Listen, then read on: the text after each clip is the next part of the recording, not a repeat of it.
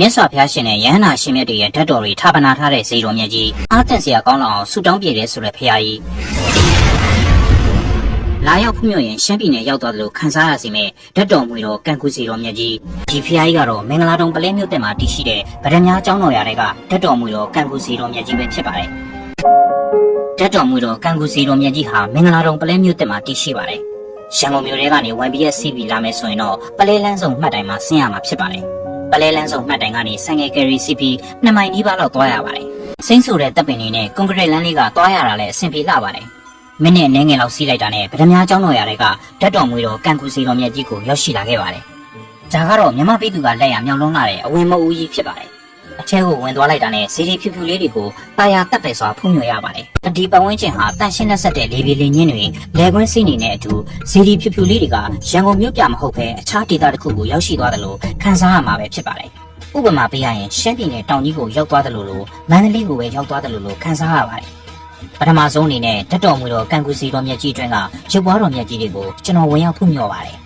ဇီရီတော်အတွက်တီချာကိုယ်ွယ်ထားတဲ့လေးမျက်နှာရက်တော်မူဖျားလေးစုကမုဒရာဟန်လေးမျိုးကွဲပြားနေတာကိုမြင်တွေ့ဖုံးမြှော်ရပါတယ်ဒါအပြင်ရက်တော်မူဖျားလေးစုရဲ့ဘေးပတ်လည်မှာလည်းကြည်ညိုဖွယ်ရာဗုဒ္ဓရုပ်ပွားတော်မြတ်တွေကိုဖုံးမြှော်မြင်တွေ့ရပါတယ်ဒါကတော့ဓာတ်တော်မူတော်ကံကူစီတော်မြတ်ကြီးရဲ့ပင်မစီတော်ကြီးကိုမြင်တွေ့ဖုံးမြှော်ရတာဖြစ်ပါတယ်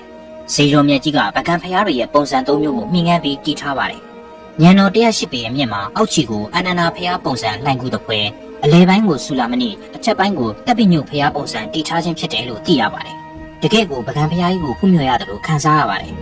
ဒါကတော့အရန်စီရီတော်တွေကိုဖုံးမြှော်ရတာဖြစ်ပါတယ်အရန်ဖျားဖြူဖြူတွေကြားထဲမှာလမ်းလျှောက်ရတဲ့အရာသာဟာအင်မတန်မှအေးချမ်းလာပါတယ်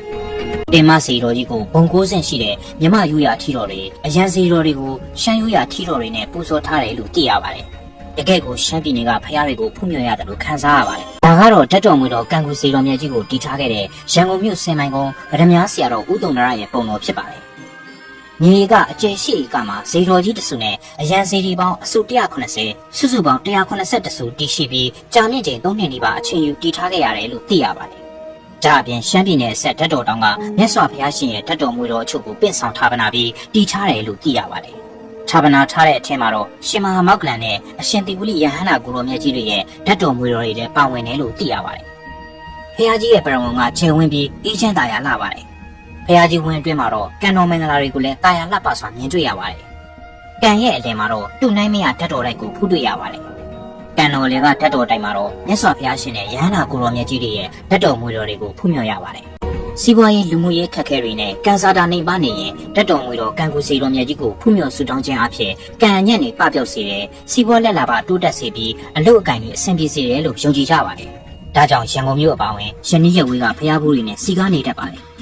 ဇီတော်ကြီးရဲ့ပြန်ဘက်မှာလည်းစားတောက်ဆိုင်အမှတ်တရလက်ဆောင်ပစ္စည်းဆိုင်လေးတွေကိုလည်းအခုလိုမြင်တွေ့ရပါတယ်အန်ဒလီကိုပဲရောက်သွားတယ်လို့တန်ရှင်းလက်ဆက်တဲ့နေပြည်တော်ကြီးနဲ့တဝါကြီးရှူရှိုက်ရင်ဖျားဖူးခြင်းနဲ့ဆိုရင်တော့ဒီခီးစဉ်လေးကိုရွေးချယ်တင်ပါကြောင်းတင်ဆက်လိုက်ရပါတယ်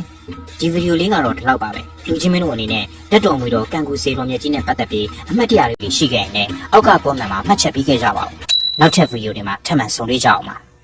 ဗီဒီယိုလေးကိုအဆုံးထိကြည့်ပေးကြလို့ကျေးဇူးပါနောက်ဗီဒီယိုတွေမှာပြန်ဆုံပါမယ်